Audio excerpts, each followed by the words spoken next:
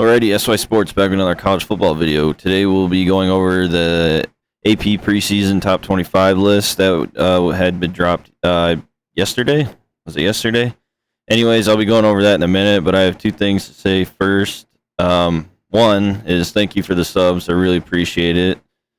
And two, I'm probably just going to be doing one video a day. I'm going to try to do multiple, but classes have been kind of getting pretty heavy right now, so I might have to narrow down to one. So I might not do like each video like every team's game by game prediction. I probably still do game by game predictions, but I'll go by divisions, so that way I can just do one longer video.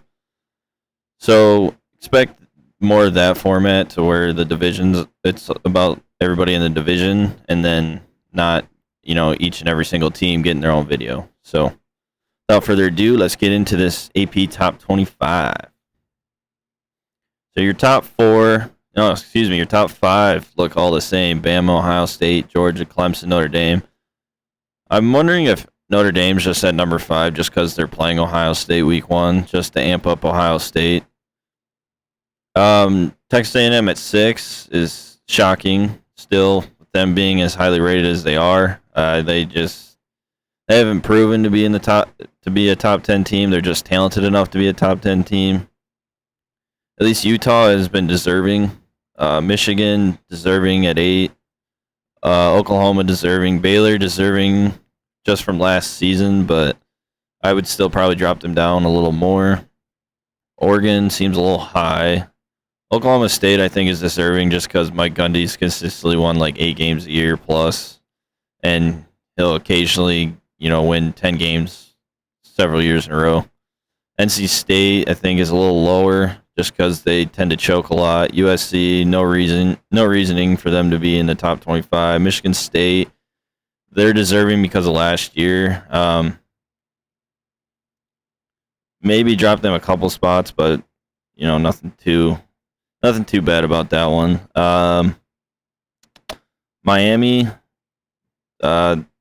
I guess you can put them in the top 25, but I don't think they deserve it. Pitt, they deserve it from last year, consistently winning 8 games under Narduzzi. They should probably be a little lower. Wisconsin, I think, should be higher. Arkansas is fine. Kentucky, I think, should be a little higher.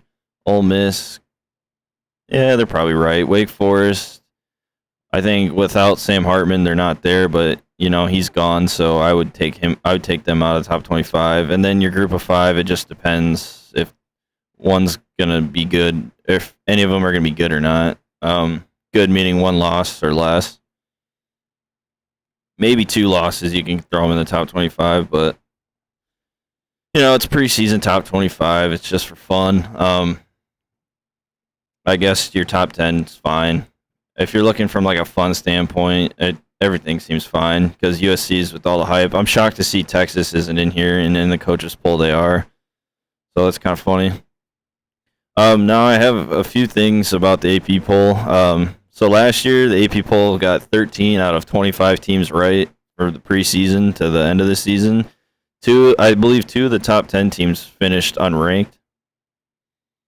So kind of want to play like a quick game, like trying to guess like which top 10 teams could be unranked and which top 25 teams could be unranked, or who are overrated or whatever, and then a couple unranked teams that should be ranked, because there's always a bunch of unranked teams that'll make the top 25, and a couple that'll probably make the top 10, if at least one. The teams that I have, or the teams that are in the top 10 that I think that could finish unranked or at least outside the top 25, one is Michigan. Michigan, usually when they have a pretty good preseason ranking, they tend to choke it. Baylor in the top 10, I just don't see them finishing near the top 10 this year.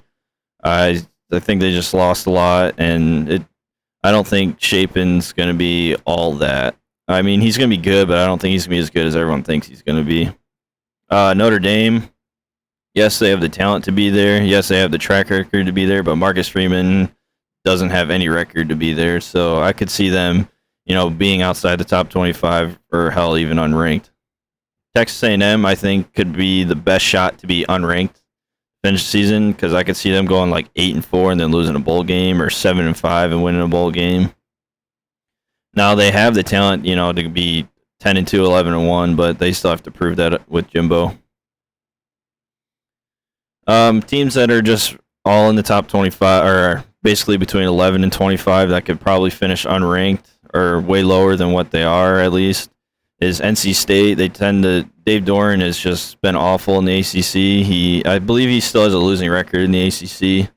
USC, I mean, they could probably be 8-4 and still be unranked, but if they were 8-4, I would think they'd be in the top 25 just because branding. But they need to prove to be a top 25 team. I understand all the hype, but they haven't done anything.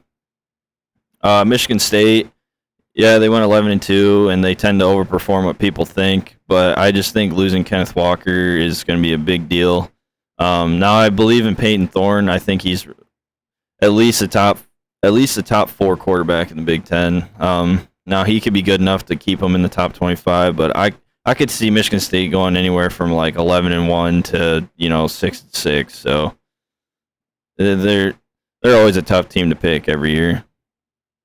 Pitt, I could see after losing their star-studded players dropping out of the top 25, but I could also see them being a top 15 team again just because of that defense and if Keaton Slovis pans out. But Pitt, I could see finishing unranked. Arkansas, I can see finish unranked because I could see them going 7-5, and that could really be a good season for them. And that's probably not good enough to be in the top 25. Wake Forest, unfortunately, because of Sam Hartman's injury, I just think that he's going to be out too many games, and they'll probably be like a 6-6 kind of team. And then obviously your 3 Group of 5 schools could finish easily outside the top 25. I think for them to be in the top 25, you have to have 2 losses or less. So unranked teams that I think that can make or be in the top 25: Iowa, Penn State, LSU, Kansas State, Florida, North Carolina, and then my 2 maybes is Tennessee and Texas just because of branding, and if they can probably go 8-4, they could probably slip into that 25-24 range. So in the comment section, let me know what you think. Which teams could be or which teams that are unranked could finish in the top 25 or top 10? And what top 25 teams think will finish unranked, and top 10 teams that'll be way lower or outside the top 25. I'd like to hear people's ideas and what they think is going to happen this year. So without further ado, please like, share, and subscribe, and I hope to see you in the next one. See ya.